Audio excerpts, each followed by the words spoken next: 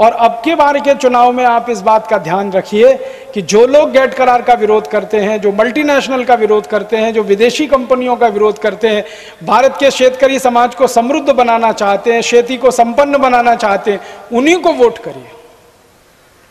और मेरा आपको हाथ जोड़कर निवेदन है कि वोट करते समय पक्ष को ध्यान में मत रखिए, व्यक्ति को ध्यान में रखिए, क्योंकि पक्ष कई बार बेईमान हो जाते हैं। हम पक्षों को एक बात के लिए चुनकर भेजते हैं कि इस काम को करने के लिए जा रहे हैं, जब वो वहां पहुंच जाते कहते हैं ये नहीं हो सकता, कुछ और बताओ, ये नहीं हो सकता, कुछ और बताओ। फिर वो अपने मूल मुद्दे सब भूल जाते हैं, फालतू फालतू काम करना शुरू कर देते हैं। इसलिए पक्षों को वोट मत करिए, व्यक्तियों को वोट करिए।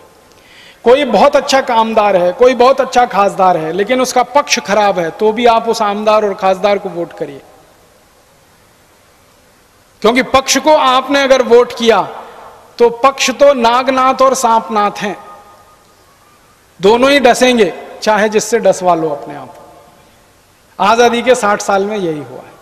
इसलिए व्यक्तियों को चुनिए, और व्यक्तियों को चुनते समय उनकी कुछ विशेषताएं हैं जो ध्यान में रखिए कि वो व्यक्ति कितना ईमानदार है, कितना चरित्रवान है, रात को रोज दारू पी के तो नहीं सोता है, रात को कोई खराब काम तो नहीं करता है, गलत काम तो नहीं करता है, पर स्त्री गमन तो नहीं करता, पर वैश्या गमन तो नहीं करता। ऐसी बातों को चुनकर अगर आप ध्यान देंगे तो अच्छे लोग चुनकर जाएंगे, और अच्छे लोग हमेशा अच्छे ही काम करते हैं। बुरे लोगों को चुनकर भेजेंगे, वो बुरे काम ही करेंगे। अभी तो आप ऐसा चुनाव करते हैं कि एक व्यक्ति है, उसने 100 मर्डर किए हैं, दूसरे ने 90 मर्डर किए हैं, आप 90 वाले को वोट दे देते हैं।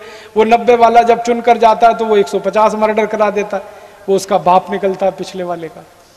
ऐसा चुनाव बनकर ईमानदार, चरित्रवान, पारदर्शी, साहसी, पराक्रमी, ये 5 सूत्र हैं। ईमानदार, चरित्रवान, साहसी, पराक्रमी और पारदर्शी।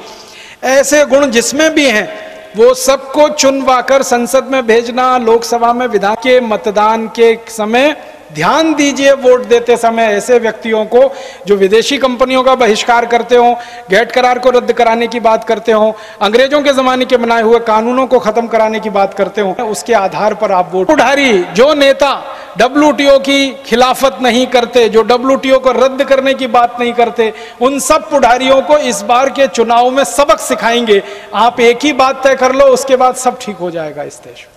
चुनाव आएगा और आपके मतदार संघ से जो भी व्यक्ति खासदार है उसको आप सीधे सवाल पूछोगे, देखो भाई 13 साल से ये गैट करार हमारे देश में आया, आपने गैट करार को रद्द करने के लिए पिछले 13 साल में क्या किया, और आने वाले 5 साल में आप क्या करेंगे, तभी हमारा वोट आपको मिलेगा। जिस दिन आपने वोट को गैट करार के सवाल से जोड़ दिया, उसी दिन खासदारों को झक मार के कहना पड़ेगा कि हाँ हम गैट करार को रद्द करेंगे।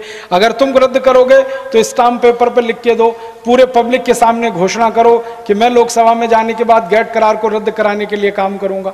और अगर तुमने नहीं कराया तो तुमको वापस बुला के किसी दूसरे को भेजेंगे हम गैट करार को रद्द कराने के लिए। ये नहीं कि 5 साल तुमको चुनकर भेज दिया तो 5 साल हम चुप बैठ जाएंगे। तुमने अगर काम नहीं किया तो तुमको वापस बुलाएंगे, दूसरे को भेज देंगे, तीसरे को भेज देंगे। तो गैट करार को रद्द कराने वाले खासदार चाहिए लोकसभा में, गैट करार को रद्द कराने वाले आमदार चाहिए विधानसभा में।